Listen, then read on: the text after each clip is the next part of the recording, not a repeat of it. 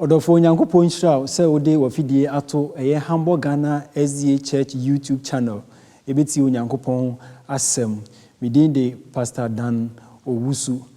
Mina dwumadie mi di ho chiame na oso asofo mpanimfo mienu a omonso eba be ka me ho ama dwumadie ni nyina akokama kama. Kai se esum boni wiase mu Onyankopon asem kuto ene betumi a kire yenkwan. Enkwa akiri kra ye di dwumadie no ebrew Awurade enhyira.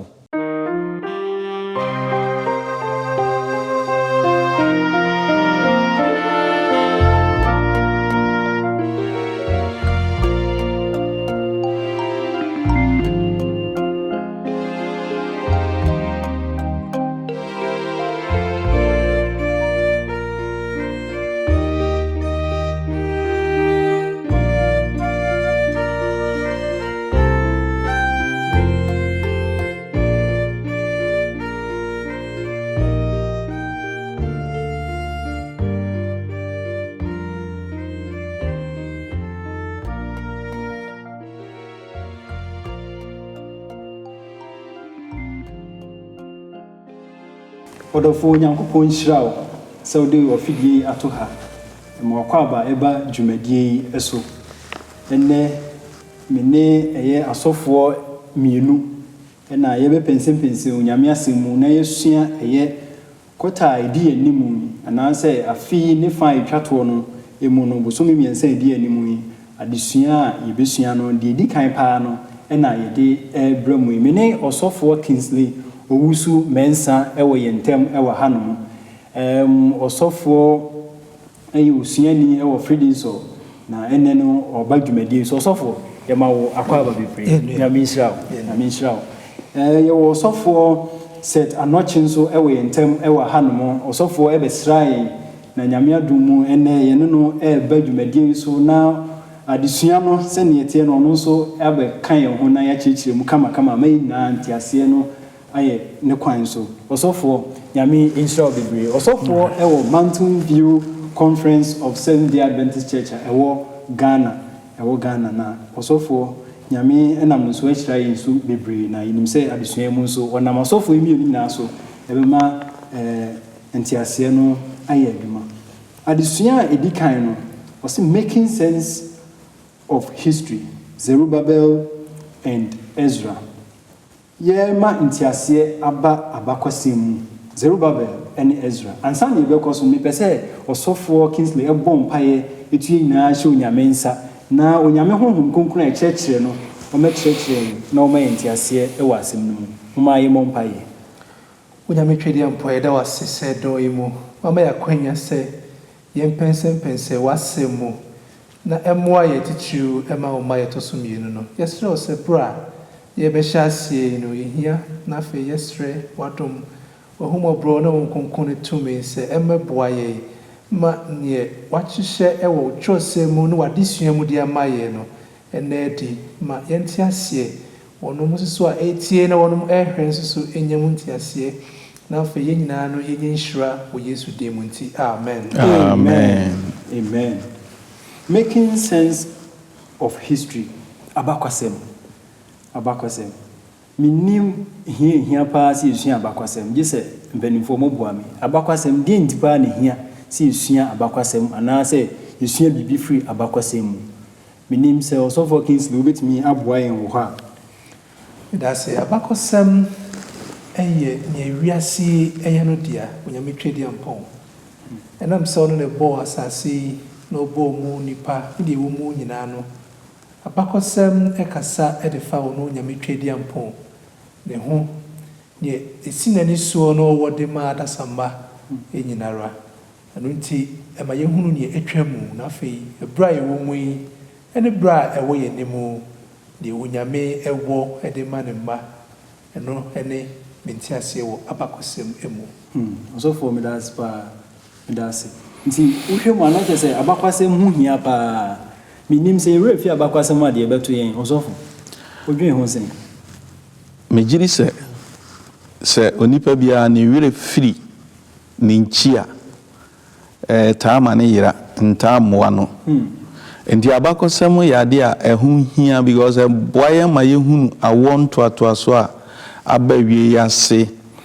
on ahyase ne wa setena mu nsem senia esisiye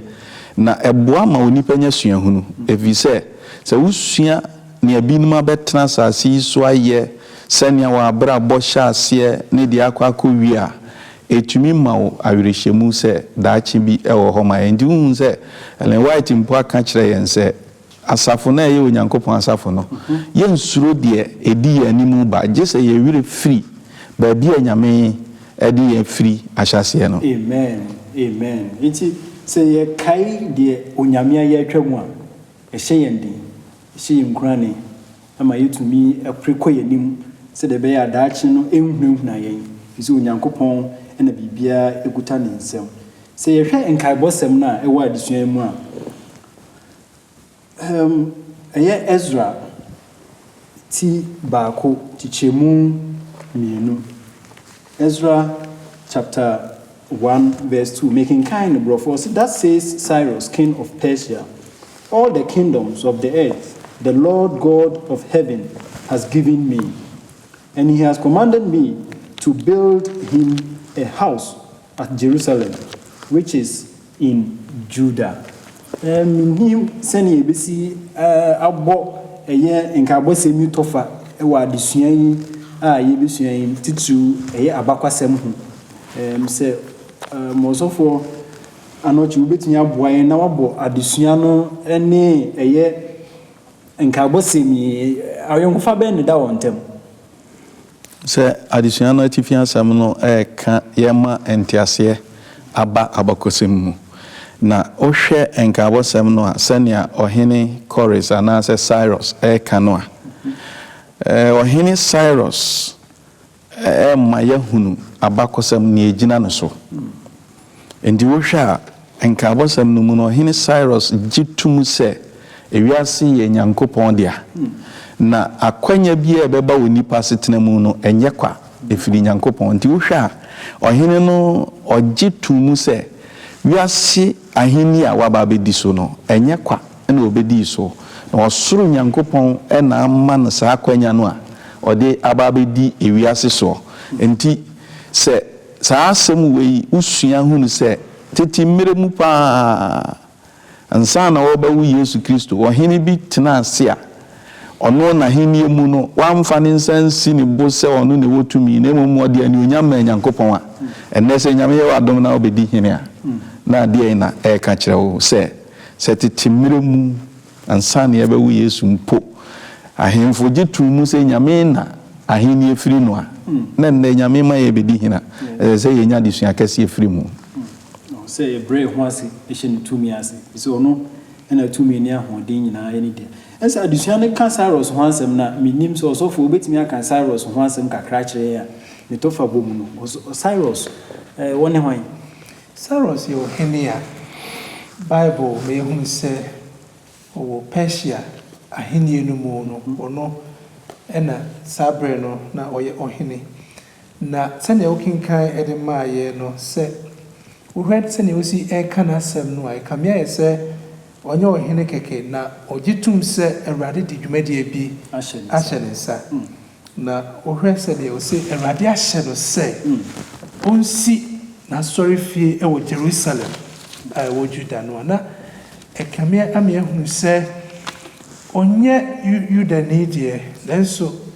onim se ne Yuda fo no wonu enyame no etie na afei bosha na wahye na ya twro se ne yeka no se history na bakosemu no okinkan bi na hunu se ampa de Jeremiah ekaye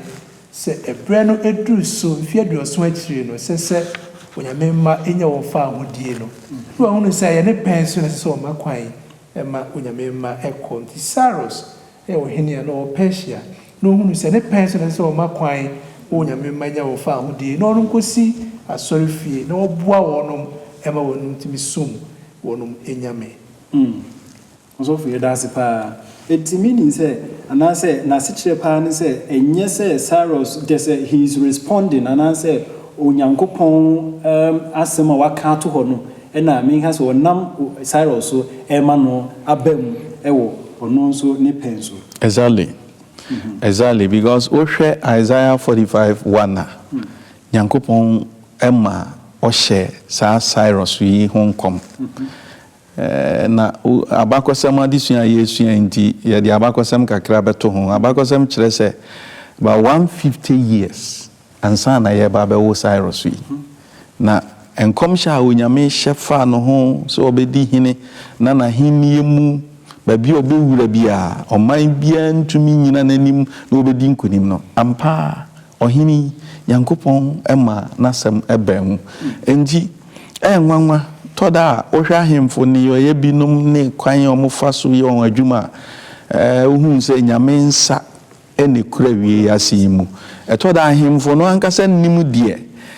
Nyankopon aka fa won ho but won abrabo no ne won ne yoye no enam se nyame ye onyame a bibi ehinta no no di kan hunade na ansa anabanti no na de nyame aka no na setena no fulfill mane bam pepepe nyame asem no kure enti ye de ba fom pa no utimu nu se wo mu a sebe aya omuko huhu nkofo bi se ye pe da chi hu ye pese ye hu ye ntakram ni hu de ebeba no what the tutu ensemi hu ade na ka kire bi se ozofo andi kan ka kire se enfie bebre achi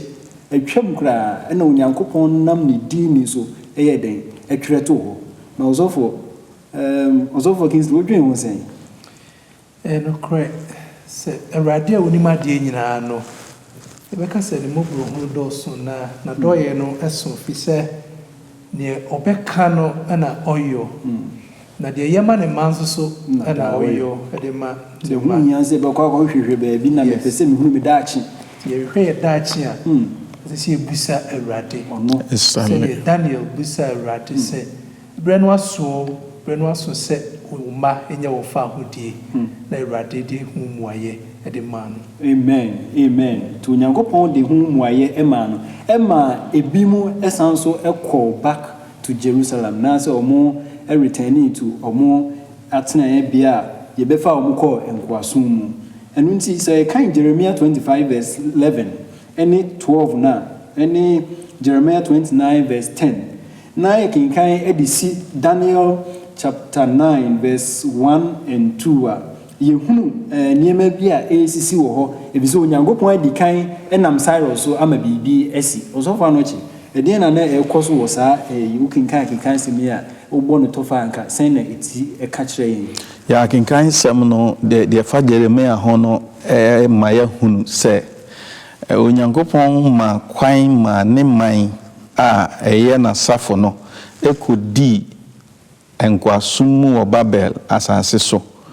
esan se oman no amfa nyame akwan so se de na nyame epe ena Jeremiah krono a nyame ma o de krata koma on vaza o hwe Bible no mu a one of the Psalms na Psalm 137 I think na Israel for no dia werho bra wo ko Babel no ndi wo se Babel nsubonten ho ne etena ye ne yesu ye nsika chinua no ho bra wo ko di nkwasom no ho na wo te ne amase ndi no mu di werho na Jeremiah kro ya nyame ma osoma atwero krata akoma wo se emfie du oso na metwa mamo ndi munya werhodie no na mo nkyekire mo werɛ mo amobe ware mo ngware mo amobe yemfuo munye mo besi adan a mo nsi fi se mfie du oso na edu oso no wie dura meba na maba be yi mo afiri nkwasom mu eno na onyankopon ma na ko Daniel sua nkomhye no hunu se ebre na so na de amani gye ho ni se o se Daniel studied the prophecies of Jeremiah osua wan sua nko hunu ti adesua wo ha ma yen se akwanwefo ne agidifo a ye ti adesua nyina ni se we need to study ese se ye sua nyame asem na yen sua ade no si ensoso na yenenam ho na yenhuni Daniel sua ye no hunu se nyame bra o hye ye no aso nansoso bibia nkyere se ye san yakọ na odin kotosre sani na osofu Kingsley kano den kotosre sugu awrade so sre boni fafiri ma ne ho ma ne man ma asafu nyina na onyame hunu moba nyankopon enam ɔhene Cyrus so hyɛ sɛ ɔnsan kɔ a nti maa kwan ma ɛfɛ di kan no etimi kɔɔyɛ kɔhyɛ adwumadie na se sɛ wɔsan akyekyere Jerusalem asi hɔ bio na wasiesie asɔredan no ɔsɔfo nyame hyɛ pa sɛ wode ɛhan pa to adesua yi so aman kama na ɔsɔfo Kingsley ɔsɔfo kasa no ɔka bi wɔ se Daniel sua onyame asɛm minim sɛ wobɛtumi de aka biribi afa ho kakra yɛsua onyame asɛm ɛbrɛ a nipa nni adagye mu ɛbrɛ a nkɔfoɔ menka sɛ adiifoɔ bi nso tu mfuturo gu nipa ani keka nsɛm a sɛbe tɔda kora ni nyame asɛm na yɛdaadaa yɛsua onyame asɛm sɛn paa na ɛbɛtumi abɔ yɛn ho ban afiri saa menka sɛ atorɔ nkyerɛkyerɛ ne nnaadaa nsɛm nyinaa ɛho medase onyankopɔn de ne nsɛm nyinaa hyɛ twerɛsɛm no mu that's right nti ɔde asie nti deɛ ɔbɛkenkan no nhyira no na sɛ wɔbɛ Bible no mu no de onyankopɔn sɛdeɛ ne su ne ne ban te a ɔhyɛ ase firi Adam so a ɔpɛ sɛ nkɔbɛgye wiase nyinaa nam Adam so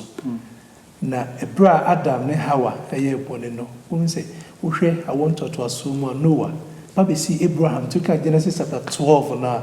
ɔhyɛ Abraham bɔ sɛ ɔso mɛma wiase nyinaa yɛ nhyira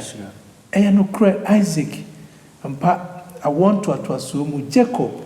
ɔno nso na awɔ ntoatoasoɔ mu obisua 12 mɛma 12 Jacob nso ɛma yɛfrɛ wɔn sɛ Israel na Awurade mmerɛ biara no a ɔka kyerɛ ne ma sɛ medeɛ meyɛ nokwafoɔ ɛni sɛ modi m'akyi a mesusu mama mo ayɛ nhyira na wiase nyinaa no ɛnam mo so ayɛ nhyira nti oyi Israel man no hyɛ da si hɔ sɛ ɔno mo nyɛ nhyira na ɔmo hyɛ ɔno twɛdi ampɔden no animonyam sɛ ɔmo kenkan ne twɛ sɛ na ɔmo de yɛ adwuma nko adeɛ na ɔhwɛ Bible no mu adeɛ na ɛsiiɛ Israel man no mpo berɛ ɔmo firi Misraim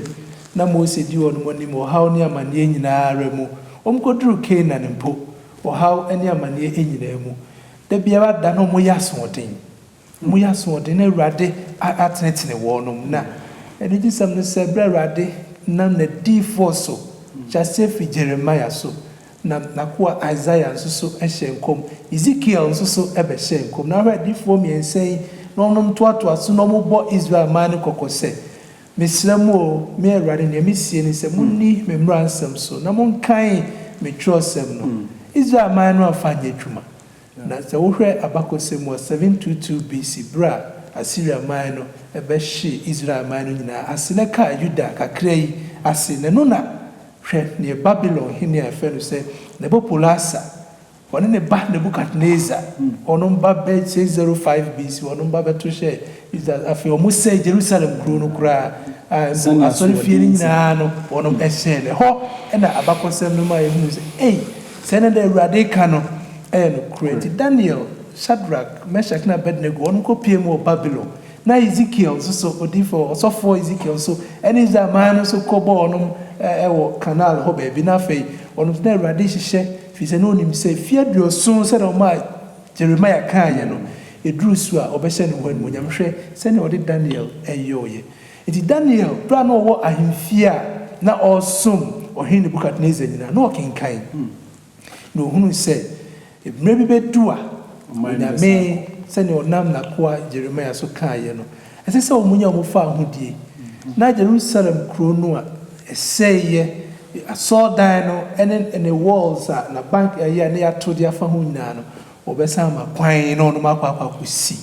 ɛno ne akenkan ho ɛmfaso a ɛboa Daniel ne ɔno nko a ɔyɛ adiifoɔ a na ɔnom adi animu na ɔmo nso so ɛbɛhunu sɛ ampabrɛ no aso na afei ɔnom bɔ mpaeɛ nkoto sire mu na Awurade nso so ɛhyɛ ne ho animuonyam yɛkenkan onyame asɛm ɛyɛ adeɛ ɛho hia paa yie ɛwɔ sɛ yɛsua onyame asɛm yɛma onyame asɛm ɛbɛn yɛn yɛde onyame asɛm ɛyɛ aduane yɛyɛ ne saa obi ntumi nto mfuturo biara mu yɛ nimfa onyame asɛm ho na ɔdaadaafoɔ biara nso ntumi mɛdaadaa yɛn ɛma yɛnkɔdi atorɔ nkyerɛkyerɛ biara akyi na ɛsiane sɛ n'asɛm yɛ yɛn nan ase kanea na ɛkwan so han nti de biara nkonimdie ɛbɛba yɛafa sɛ yɛkenkan a wobɛhunu sɛ ɛyɛ ɔmo a ɔmo ɛfiri adi na ɔmo kɔɔ back no anaasɛ ɔmo kɔɔ ɔmo nkyi no ɔmo kɔ ɔmo ankɔ ne nsapan saa in fact adesua no kyerɛ sɛ ɔmo kɔ no yɛsan so ma ɔmo akyɛdeɛ nyinaa ɛka ho akyɛdeɛ no bi ne deɛ ɔsɔfo sɔfo ano akyi wobɛtumi aboa yɛn yo yɛda ase ɛm sɛ ɔhene no ɛhyɛ ɛma wɔn a wɔyɛ fotosamfoɔ ɔmo hwɛ sika so nyinaa sɛ ɔmo de sika bɛboa ama Ezra kɔ a ɔkɔ no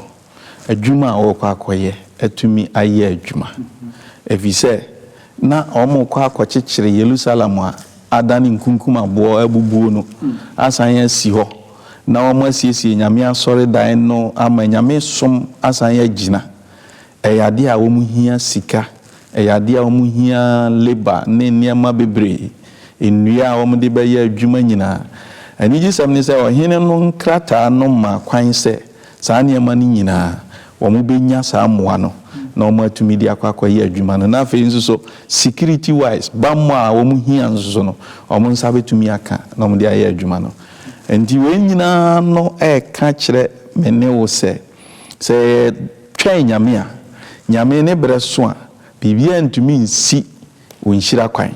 bibia ntumi nsi de nyame pɛ sɛ ɔyɛ wɔ asetena mu kwan ɔbonsam bɛyɛ ameduru baabi a na nneɛma sɛ nea yɛsi kokɔ no wadwena yɛ sɛ so nyame ka me ho ni ɛna me fa asetena tete sɛ mu nanso so sɛnea Isaiah ngoma no Onyankopɔn ka no sɛ nyɛ ma dwene ɛne mo adwene na nyɛ ma kwan ɛne mo akwan ndi toda na asetena no mu yɛ den Isaiah 55:8-9 asetena no mu yɛ den na wo yɛ gidini na wanyɛ careful ate sɛ ɔman nyame man na ɔmo akodi nkwasom mu wanhwe yɛ adwene bɛyɛ ɔsɛ nti nyame ka yɛ ho ni ɛna nyame ama kwan ama yɛ nya sɛ asua ho ni yɛ nya botere ma nyame a nyame brɛ so a ɔbɛhyɛ ne ho ani onyam ɛwɔ yɛ asetena mu nyame ebre so a obɛhyɛ ne ho anuonyam ɛwɔ yasetena mu ɔsɔfo nyame nhyira pa ɔsɔfo Kingsley sɛ wohwɛ ɛyɛ ahemfo no a ɔmo ɛbebaeɛ na ahemfo no a na ɔmo wɔ hɔ ɛbra minga sɛ ɔhyɛ nsɛm ne baeɛ a na ɔmo kɔ ɔmo akyi na sɛn na wosi adwen ho esifa ɛfa adesua no ɛne yɛsua biribi ɛfiri abakɔsɛm mu yo medase so hwɛ ɔhene Cyrus na ono no ma ho kwan sɛ betimi akɔ na monkɔ no sapan mesan edi sika ene emwa asan edi aboa mo na afei empo nkruwa Nebuchadnezzar 605 BC ono mo tisa free Jerusalem asoda ho nom de asoda nom de ba Babylon no osade wono ade ma wono sɛ nkruwa ya na Belshazzar bra no to aponto a one ne mpnafo na wonom enum mu a ensa betro ewo wo ne ho no na onyame agapade onyame ayinti bra o ma kwan se monko na monko siesie no ne onyame agapade ne ne nneema ode ama mo nyina na monye na fe mo fanko ne ono kwa Darius nso so ebe ma kwan bie kwan se ono so enko na ono enko siesie Jerusalem na afei ohene a otwato nso ene Artaxerxes ana se ne twi ka se me friends Ahasuerus sa ahemfo miensan edi mu entintimman ebase ye makwan na fei ye support ye disika na fei ri tumi eka ho se monko na munya mofa hodie na monko siesie mu sa ahemfo miensan wei ade a omudi mu akotene pa yeah osofo ye dase pa na se de osofo kan no omu di akotene ewo eye omu a omu koye no bibia omu ye emu bizo Onyankopɔn na wahyɛ sɛ emra mu esa sɛ yɛhwɛ sɛnea omu a omu sanso ɛkɔ omu akyi ɛyɛ nimpre nu so no ɛyɛ the second return no of the exiles na yehunu Ezra enso adwumadie wɔ hɔ pɛɛ yi na adusua no ɛka bibi fa Ezra ho kakra Ezra wonye obiara keke na Onyankopɔn ɛhohom wɔ no so wɔsanso ɛwɔ nneɛma bi wɔ ne ho a ɛnam so Onyankopɔn epagya no ɛde ne yɛ n'adwuma ɔsɔfo anochi wobetumi aboa yɛn wɔ hɔ ya megidi sɛ Nyankopɔn ɛyɛ onyame a ɔnyɛ n'adeɛ kwa bibia nyame yɛ bia ɔyɛ ne yie te wohwɛ a agyenkwa Yesu ɛka talent ho bɛ no ɔkan sɛ owura no ɛma ne nkoa no talent sɛdeɛ wɔn ahoɔden ɛteɛ nyame mpesa ne niama ye waste enti bere bia nyame choose nipa based on niama bi so wo hwɛ Ezra onyame power no wa ha ya Bible no say he was skillful in the scriptures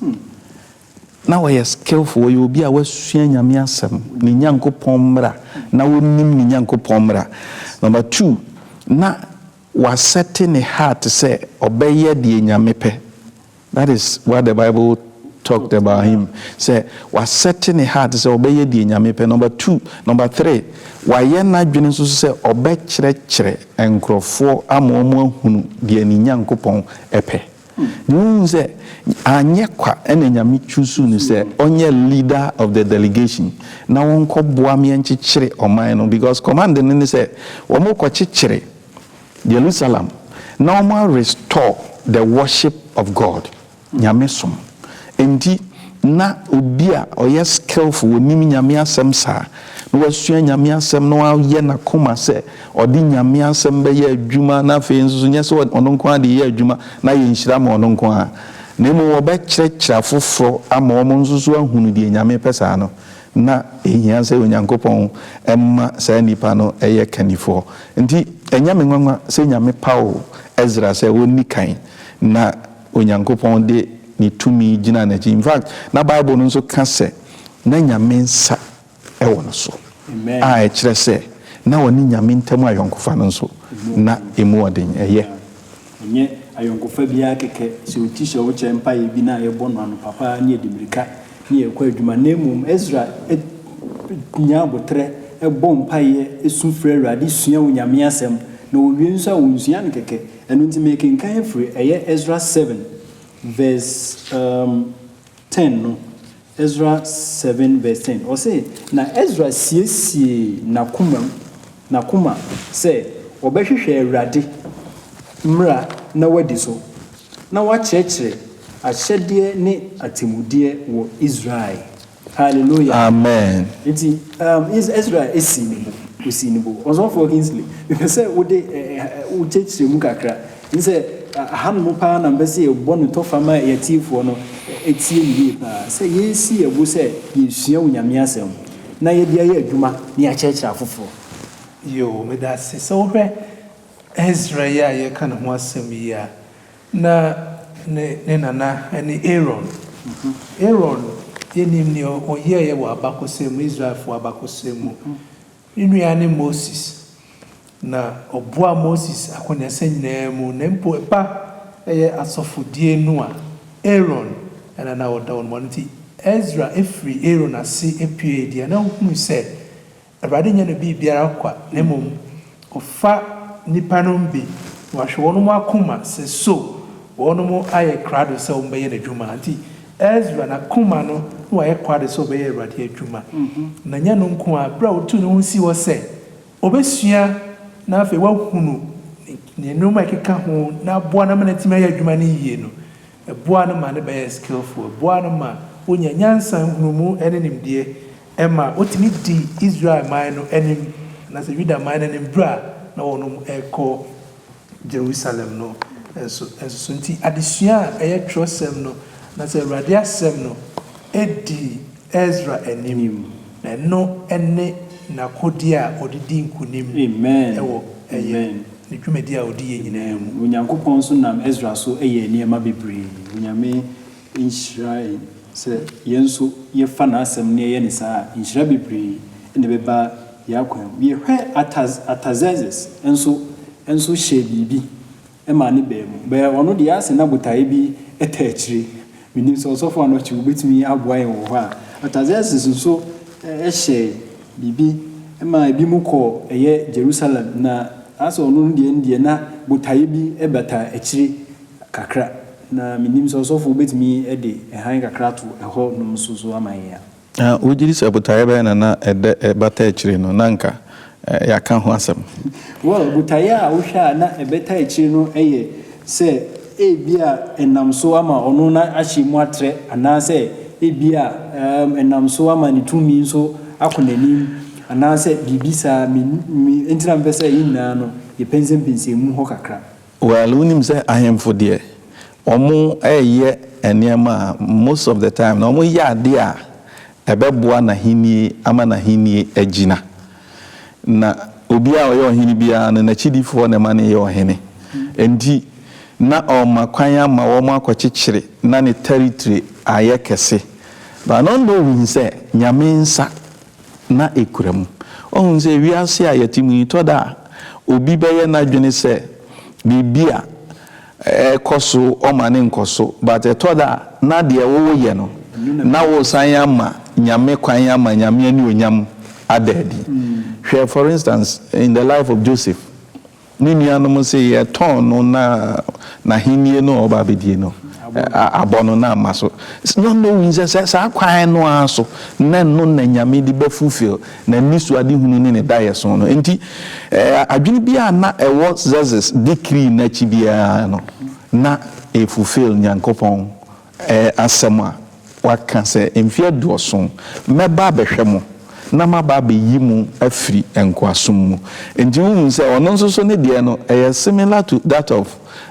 Cyrus eni nyina pe eno nso ma kwan say wo monko na emwa e wo muhia bia wo monsanka na wo mundumi mfanya adwuma no emma de onyame aka no emrem enti mimi giri say adwene bia na e wachire no ebia ohene ne de na adwene no but na onim say o fulfill nyame enkom share asemo ananka bepese meka me nya de besisuwa na asofo ade asiso pan amaye no enu ntina me sese osofo Kingsley se wo hwa o ma amfa na hogono so sa o ma amfa na hogono so enti wo hwe eye asembisa na o se wo haw mu amanie mu sen na yebesi asua se ye de ye ho beto Onyankopɔn ne tumi ni na ho oden so e wo wiai ase hanom yo midase ne tie no se ade papa bia no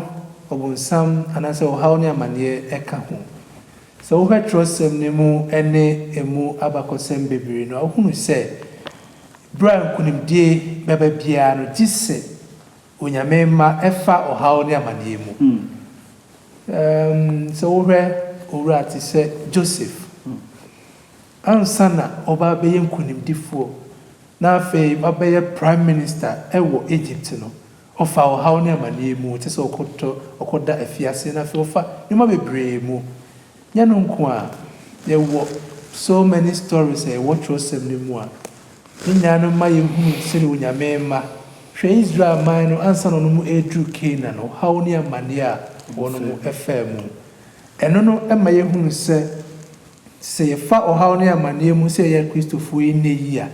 ma yabamu ne mum yento aso enya gide wo nyame twede mpomu na de wahya ase no awo anase ya wahya ase no ba me ye wie ewo ewie pa amen ebi se onyame twede mpomu na asem no da bia da eye no kura wahye ewie pa de ama ye ma de ama ne ma yeso ye ne ma no ye se etimi enyamu eye suahunu anase mu anigye no siso ebi nti ye wiase mu de o haw ne amane no ye be fam nanso na wie ye no ye be ye nkunimdifo amen ye to ibo ase wo ase ye to ibo ase e wo nsohwem se Paul ka ho ase to ibo ase e wo nsohwem osofo anochi me pesen ka ubo ho no moto fa kakra e mai nsohwe ene o hawa nko minka se ebinum namu ananse agidifo mbo enamu na to da na ano odin ntu bebia minka se wo kyerɛkyerɛ nsohwe ne amanehunu no aya nya de eda fom sa bi se obu ha odwen se na brabo krat no bibia e kama ze Job and in the end no nsohwe ne o ha o namu na ya na to da ano odin ye to e ba so nsohwe mo sofo ubetumi aka bibi akra amaye sofo anochi ya mejiri se nipa setena mu de eduru ba bia nya bibia na ubetumi ate ase ise te said ye ken etoda ba bia edene pa ye bra wo de okoma amanyame yie na wohu se me de mabra bo amawurade afei de meni awurade etu anamo pa na wo hia niam bia eni nyame bo hye a wo de ama wo no enko te se Job dia wo de emfato hu edene wo be ye den ate ase so nyame oni nyame nam na wohuna mane saa nanso so saa ba besi asem kura ye ka se yensua de na yensua nyankopon asem no so evi se yensua de ye ne yensua nyankopon asem yi a asem no nso be ma yahunu abakosem a ye ka ho asem yi be ma yahunu ye nyame asem no be ma yahunu se nipa bi nso atena se a omo tena se yie ma onyankopon yet omo hunu amane na womu hunu amane no nso so no awieye no nyame eyi wo mfiri amane hunu no mu ebehye yen chirima yen so yen nam ohaw ni amanem ni ateche ye ni niema eboro yen ti ase so wi se ohun se nia ekoso woni pasitena mu no enye nia efiri wo fie nko aho ena enye nia wa ankasa wa ye nko aho nsunsuan so na wo benya ho ya be wiase aboni edi kan wo mu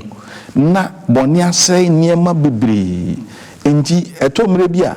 you come and inherit a situation free war na enso so esese wuhunu hu amane ansa na wafiri mu enti ya amane hu na ye fam wo wie ya se na esese ye hu no on a larger scale say entawantawa die kese a ya ba betomu no etoda ni nsunsuan so no ebi no ba se ye nya botre ma nyankopon a de besie bia mu no nyame be hye ne ho ani onyam nyame be din kunim ama ye na yenso ye be ye nkunim difo osofo nyame nhyira pa e wo se ogidi ni bia se wo ye ogidi ni o so onye ogidi ni o e wo se enya botre e wo bibia ye namu emu no ebisi onyankopon ena enim de eye ena onim de opese wodi ye nso eye yensua de ehu hia pa se yensua de me ye sure se yenam so hwemu ena yenim onyame asem a eno na ehye yendin benze wonam so hwemu unso wonim onyame asem a na ise wonam a wokọ afuma ungutan grante wo ho be kire wo pa yi saying that adusua ehu ehia pa so for kinsi yensua the importance of education. Yeah, see yensua de no enya bibi hunu keke ne mum yensua nyame ho asem. Yes. Nti adusua no mo say religious education. Yensua na yensua de afa wo nyame twedi ampon ho. Adusua de ewiase mu ye wa adusua bebre. Nipa no bebre na yensua de nenso omuyi nyame si nchen. Yes. Nti sa adusua no me mfrɛ say eye adusua. Nemu adesua awrade ewo mu adesua awrade ewo mu no eye adesua eboawo ema apomodene eboawo ema hunhum eboawo ema adwene nyansam no wonyini eno ene adesua na yede ba adesua yesua mu a Ezra ye obi a osua awrade asem na ne papa na eye Aaron yetete no ewo asofu dwuma no mu nti ono so suae na bra ono so suae no ono so benya saa ejapade no talent odi ni nipadua de ne sika ne bre na hunya nyina no esuae na ebeye ne de ena ma ne timi ye nkunimdifo bra no odi Israel man no enemo no na se prepare no ma ne timi ye nkunimdifo de na eye mfasodie bay na se nhwesodie bay na yesuso ewo de maye ebe onyame asafo mu a se ebe onyame asafo mu a awrade ewo dwumade bia ode ahye yensa se si esua de Yes. se asafo ma nyina no ye won so no be sua na ne awrade de ahye yensa no ode ahye adwuma ye bay te se Ezra na ye nyina no ye be ye nkunimdifo nti adesua religious education is very important. As I say, Timmy Babu na unyame manya muntiasi no hu de menso so metimi aye de aboa unyame twedi ampo adwuma se ne Ezra de boa ye no religious education also also from person me deep kakraka also for Kingsley de no religious education very important. Sabbath school na kan sembia me pese me tombo kan na yeshe no nso. Was notice that though Ezra had learned of the ways of the pagans, he saw that they were not correct. Thus, he sought to know the truth from the source of truth, which was the word of God. and the law of the Lord. Adisua said the announce of Kingsley can who here, but a nay, you bet to me a sian nipa philosophies bebre, ne nipa principles bebre, and Yamia wa doma, or really be free when Yankopon. And Tina Yanya Mabunu and Nay Sia Diano. As Ranso, Osia Mamma move for chere, any woman wama Juni bebre. Tizania nay Ababi Tomua, Usian Womaka Nimuka Krebia, then we share theory of evolution. We are then we are dear Kakrebia Bishia. And say, yeah, the religious education, to check your ma. Near nana no near bushia for a mabuno, as a phonomabuno, ne wura muya. Omoba quaco shia evolution, need the kika wina, nina the enso, already dinty. Papa noa, a year the source, nyamediano, a year papano, a be wura and nona. Sanya no so for kano Ezra fira so fufie ye di nyam som patete na kyerɛkyerɛ ni nyame akwan wa hunu no kura no nti wakɔ ye no kosua bosom som ne ma no entimi ansesa no nti awofo moma ye nhya no nso asafo no moma ye nhya no nso mabunu no ye ma wɔn ho hia ye ne yɛmfa nyame asɛm ntete wɔ mo religious education yɛmfa ntete wɔ mo na ɔmo hunu nyankopɔn no mo hunu nyame asɛm yie na ɔkɔ no kosua near Viasi de Manua and Seno. The Viasi de Mana and Seno, Mabuno, and Mabuno. Was all for Kingsley. Luciano, a hand mono, a mood repay. I'm a person, Udika Krakano, and Mabuno, Shadrach, Mishrak near Abednego, plus Daniel, plus Esther. And a Mabuna or more ecopias as Fufu Biswa. Na mingaza omonye manifo honenso onyankopon enam wo so ye niema bebre sei na wosi ekafa ho titru eche mabuni efa se omo ben onyame asem yo medase se ne odika kae no se Daniel one ninuanom wonomo ekabo mu nse ohene na duane a eye Babylon hene duane a wonom de begu wonom fini de wonom fa wonom sanka na mom wonom hye ohino piafo ne se mayen nnuane a yensuso efri se beboa ye na mayen nyansa ne hunumu ampa eba nyansa ne nimdi a wonom di kan ewo na wonom afefo amen na wonom nye brom bedu Babylon ho na wonom ti sa nkete ne se wonom beyo sa da bi na wonom chechira na wonom enim free Jerusalem na bra mpom konso gu onsa no mo namfo mu a ye de omo ko Babylon ko asumu na omunim se ohaw ne amane mpo mbegina ma onyame twedi ampo no ene ma Daniel ene na fefo ne yankunimdifo a empo ebra ohonin na sese wono som no wono mu egina ho se ye de yensom eye Nebukadnezar honi a waye ede asi ho no na nya no nko a so behwe Moses na bakosemu a Moses eye Misraim ni ya wono ewo eye Israel ni ya wono ewo Misraim asase so ni din Moses ni mpo eye Misraim edin ena yede amano ebra onyini na ne maame Zipora na afi wonum etete no na afi wonum tense wo ye Israel ni o ebra breso ye se ohema no mpo be fa no de ne call ahimfie ho no Moses ehunu se ni nchi eye Israel yes eno nti ewom se ote ohene Misraim ahimfie Pharaoh ahimfie die nanso wa mo ne bra se eye Misraim ni usua ehunu se onyame emma se ode ne hokoka onyame emma nti ugya sa ahene nyina ho vi se de ne wasua de ne ya kyerɛkyerɛ de ne ya tete no emma okodi eye Israel na kuma nyina no kodi Israel fo no chia onyame nam no so peja no so he Moses se de already si peja Moses ma no be ye kanifo no be di Israel man ni mbra no no efri Misraim no a eno no eye enhwesodie ma ye ene se already siesie na kanifo efri wonum awusuo mu bra ye tete wonum no enti ye wo asudie kese wo parents awofo eso se Moses ye tete no yie ema empopra ko Pharaoh nche hunu se enye ne trabia ne ho a Christopher memeda kwanfo awofo sese ye tete mofra no eyie sɛ Ezra timi ɛbɛyɛ nkonimdifo a na yɛ tete a ɛyɛ Aaron na se ne atete no ɛde no afiri nti na mmabunu yi ɛde sɛ Moses pɛpɛɛpɛ yɛmfiri asase yi so nanso ɛnam sɛ yakoma yɛtete wɔnom ɛyie a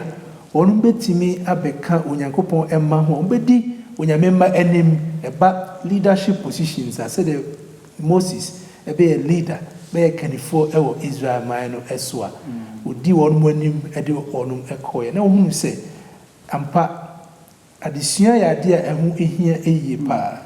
sɛ wohunu papa kɔsɛm nea wofiri ɛno nti na wohwɛ sɛdeɛ adesua no de ma yɛ sɛ wohunu baabi a wofiri na wohunu berɛ a wɔwɔ mu yi ɛne berɛ a ɛwɔ w'anim no ɛbɛma woahunu adesua wei no bɛma wo experience na ɛbɛma ntutu a wotutuyɛ biara no nso so no wayɛ nkonimdifo that's paa ɔsɔfo na ansa no yɛbɛbɔ biribiara tɔfa ne yɛde aba awie no adesua no ɛka biribi ɛwɔ menka sɛ ɛyɛ yɛwada no deɛ n'aseɛ hɔ nom paa no ɔka sɛ na Ezra ɛwɔ sɛ oyi nneɛma bi firi n'adwene mu na ɔsan so sua biribi to learn and unlearn. The question is, how prepared are we today to unlearn some things and to learn other things? So you sua bibi fufuro na se yi bibi fufuro adida da bi afiri mu na sua because Ezra ekọ sankwaso mu ho no okosua ne ma bebre wom so oyɛ ɔsɔfo ba anaasɛ minga sɛ ɔsɔfokuo emu abusua mu na ofiri die nanso oko nenam universities ahodoɔ te sɛ deɛ Daniel mu nso kɔ nenam universities ahodoɔ bi no ansa na wenu mu nyinaa ɛba na minim sɛne yɛbɛti ato minga sɛ yɛbɛtumi akyerɛkyerɛ mu kakra ama atiifo nso ate ase ɔsɔfo anɔkye megye sɛ yɛka adesua obiara ɔsua deɛ biara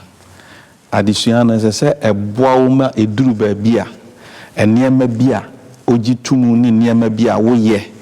na adesua na wosua no bɛmo ahunu sɛ saa deɛ wei meyɛ ne sɛ ya ɛmmoa sɛ otimi gyem ɛno na wɔka learn on learn no sɛ wofa wo ho sɛ deɛ menim no ayɛ deɛ mahunu no a sɛ ya na yɛyɛ no sɛ ya na mbɛto yɛ na sɛ ya na yɛyɛ no a ɛne wonsua deɛ papa ba sɛ woyɛ obi a wosua deɛ a eduru baabi a wohun sɛ principles bi a me magye atom am de yɛ adwuma no sɛ ɛnyɛ papa eduru baabi a wohun sɛ philosophies bi a yɛaka akyerɛ me anansesɛm bi a yɛato akyerɛ me asɛm bi a mate dada no sɛ ɛnyɛ saa nɛteɛ na sɛ wohun sɛ ɛnyɛ saa nɛteɛ a you must be ready to unlearn and learn new things sɛ woanyɛ saa deɛ a ɛne ɛna adesua a wosua no woma education no and pass it through you enti yɛmu dodo a yɛsua deɛ nyinaa no ɛyɛ adeɛ ɛsɛ sɛ boa yɛ ma deɛ yɛsua no sɛ yɛhunu deɛ yɛgyidi dada ne deɛ yɛde bɔ bra dada na yɛhunu sɛ ɛnyɛ a deɛ yɛbɛhunu sɛ yɛ no ɛsɛ sɛ ɛno ne yɛgye to mu ɛna deɛ ɛyɛ nso so a yɛkura mu no nso so ɛsɛ sɛ yɛsɔ mu den na deɛ ɛnyɛ a yɛkura mu no yɛgye mu na ɛma onyame asɛm ɛkyerɛkyerɛ osofo yede bibia kwa wie no osofo Kingsley medical ma wo wabɔ no tofa titi amaye ma wie brem brand ma nyinaa basa na adisua kofom sebi atro ncheche bibre ni wo hawa bi mu namu hia pa ni sense ibenya emema bi ti sɛ Ezra ene Nehemia ebrem ama omo nso aye Onyankopɔn kasamafo akyerɛ ɔman no sɛ na wosi dwene ho yo medase sɛ na odika kai no Matthew chapter 28 so wokan here from verse 18 no Awurade asɛm no sɛ monkɔ wiase nyinaa nkɔ ama ma nyinaa masuafo mo wɔ asu hyɛ agya wo ba ne nkonkon no din mu na monhyɛ wɔn sɛ wɔni neɛ mahyɛ mo nyinaa no so ɛso na wɔsɛ hwɛ me ne mo wɔ hɔ ne kosi wiase awieye saa asɛm Awurade de ma na suafoɔ ne agyidifoɔ nyinaa no ɛyɛ wo ene me na Awurade ɛkasa kyerɛ yɛ na Awurade kasa kyerɛ yɛ de a asase wei no yɛ amaso kwa Awurade ma yɛ ba asase yi so de akyɛdeɛ bi kura yɛ nsɛm ɛsɛ sɛ yɛde yɛ adwuma ɛno nti sɛdeɛ ɔde poma de hyɛ Mose nsɛm sɛ poma ekura wo nsɛm yi no ɛno na wode bɛyɛ nsɛnkyerɛnne no Kristoni biara wɔ ɛyɛ akyɛdeɛ a ekura ne nsɛm a ɛte sɛ ɔde yɛ nsɛnkyerɛnne ɛwɔ asase wei so na no ɛna ɛsɛ sɛ wobisa wo sɛ deɛ na mɛtumi ayɛ ɛwɔ Awurade adwuma mu so mɛto dwom so mɛkyerɛkyerɛ so mɛyɛ papa so mɛto nsa afrɛ obi ama na bɛhunu so mede mabrabɔ bɛyɛ adansedie ɛde ama afoforɔ a Onyame de saa akyɛdeɛ ahyɛ obiara ɛnsa nti sɛ wohunu wo deɛ na ɛfiri na akura yi woka sɛ wode bɛyɛ adwuma na afei wobɛsrɛ ho nimdeɛ asua firi Twerɛsɛm no kwan a wobɛfa so Awurade de ho nkonko no bɛka wo na ɛbɛboa wo nti berɛ a wode wo deɛ yɛ adwuma me nso so mede me deɛ yɛ adwuma no na yɛtrɛ Awurade ɛyɛ ne kingdom na yɛtrɛ mu na henie no na yɛtrɛ mu na yɛtrɛ mu Ezra ɛyɛ ne fa mu deɛ ɛno na ne din ɛda so ɛwɔ Twerɛsɛm no mu a mpo ne din nim kɛkɛ o ɛyɛ the book of the Bible no scriptures no books no yɛde ne din ato sɛ Ezra wanyɛ biribiara kwa na mmom sɛ neɛ botaeɛ a ɛsi n'ani so ɔbɛboa Awurade adwuma no ɔde n'akoma ne kra ne nipadua nyinaa hyɛ mu ɛboa a ɛma Israel man no yɛ nkonimdifoɔ ɛno nti n'animonyam hyɛ ɛne sɛ ne din ɛwɔ Twerɛsɛm no mu no yɛn nso so yɛyɛ bi a y'animonyam hyɛ ɛne sɛ daakye bi Yesu Kristo ba a ahenkyɛw no ɔde bɛma yɛ na yɛn nso so yɛde dɛw a ɛnsa da amen ɔsɔfoɔ anɔkye wobɛtumi abɔ ne tɔfa ama yɛn yo meda ase kakra mede ka twa toɔ wɔ adesua yi mu ɛne sɛ onipa biara a waba asase yi so akyɛdeɛ a Onyankopɔn de ama wɔ ɛne adwuma a Onyankopɔn de ama titiriw n'asafo yi ɛne sɛ yɛbɛyɛ hann ama wie ase sɛ yɛhunu Awurade na yɛntira yɛyie yɛhunu nepa a ɛwɔ Awurade mu na yɛgyidi sɛ ɛboa yɛn deɛ a ɛsɛ sɛ yɛn so yɛma foforɔ ehunu na ɛnyɛ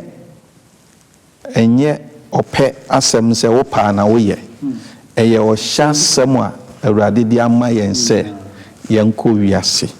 na yɛmma wiase nhunu na sɛnea Ezra yɛyɛ no adesua no sɛ Ezra became the mouthpiece for God educating those about him in the principles that govern heaven. Hallelujah. Yasetena no nye hanko a ene besie. Aha de yetwam. Onyame asiesie kuru papa bi ama yen. Ɛho adesua na yesua, ɛho nkyerɛkyerɛ na da bia yɛba yɛyɛ. Ɛsɛ sɛ yɛma fofora atwa yɛn ho ahyia.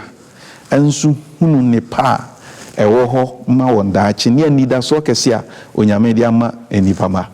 Na aboa asiesie yɛn ne afoforo ama wɔsoro ahenie no. Sɛnea atetefoɔ no yɛyɛ a ɛna yɛsua wɔn ho adeɛ no aduru yɛn nso so. Moma yɛnyi ntum sɛ Onyame de wɔhyɛ nsɛm ama yɛn na yɛn nso yɛnyɛ yɛfam deɛ. Na asetena biara onipa biara wasetena wɔ wie ase no sɛ wode som Nyame na wode som nipa ɛna ɛyɛ nhyira kɛseɛ ma wɔ. Nti deɛ wonim no sɛ woamfa nsie na woyɛ wadwene sɛ mɛma afoforo hunu na maboa ma afoforo nyame nhyira ne bia saa na wo nso nhyira yɛ kɛse. Nti momma deɛ Nyame de ama yɛ no momma yɛ ntena so yɛn nnwom toɔ yɛasɛm ka yɛn kyerɛkyerɛ ne nyinaa ne bota yɛ baako pɛ sɛ ɛbɛpagya yɛ Nyankopɔn no ama nipa hunu yɛ Nyame no na nipa hunu soro ayɛ korɔ no asetena yɛ kɔ akɔtena hɔ na yɛde saa asetena na tena wɔ wie ase na Awurade eyi ne ho adi a yɛbrɛ anyɛ kwa na Awurade yi ne ho adi a yɛbrɛ anyɛ kwa Onyankopɔn nhyira mo pa ɔsɔfo anɔkyi meda wase bebree ɔsɔfo Kingsley Nyame nhyira mo wɔ adesua yi mpensempensemu a mode ama yɛn wɔdɔfo megidi pa sɛ wate bebree na ne tietiwa mu ne sɛ sɛnea Ezra ne Nehemia ɛyɛ han ɔmo pɛn so no saa na yɛn nso yɛbɛtumi ayɛ han ama afoforo atwa yɛn ho ahyia ne apagya Onyame asɛm ne akyerɛkyerɛ na yɛn nso yɛde ayɛ adwuma na nam sae so ama onyankopɔn ahenni no mu atre na yɛn so yɛ ahenkyɛ no ɔba yɛn nsa aka Awurade nhyira na wɔnom sɛ wɔ asɛmbisa bi a wobɛtumi atwerɛ de abrɛ ɛyɛ email address a yɛde agu ɛyɛ afidie ase na nyano bi wɔ hɔ nso a asɔfoɔ ɛwɔ ha yi ne asɔmpanimfoɔ wɔ ha yi yɛbɛtumi ayi ano fɛfɛɛfɛ de ama wo kɔso atie onyame asɛm na kɔso afa bɔbrɛ a ɛsɛ fata na onyankopɔn bɛhyira wo bebree ɛwɔ n'adom ti amen ɛneɛ moma yɛmmɔ mpaeɛ ɔsɔfoɔ ano akyi bɔ mpaeɛ ɛma yɛn Awurade yɛ Nyankopɔn yɛda wase adesua kɛse a onam adom so de ama yɛn yɛbɔ mpaeɛ ne asrɛ wo sɛ ma honhom kronkron nkɔ so nkyerɛkyerɛ mu nkyerɛ yɛn ma yɛnya nigyeɛ wɔ adesua yi mu ma adesua yi mmie yɛ adwene mu yɛmfa mmɔbra pa wɔ wie yɛ ase nhyɛ wɔ anuonyam Awurade Yesu din mu nti amen ɔdɔfoɔ onyankopɔn nhyira wo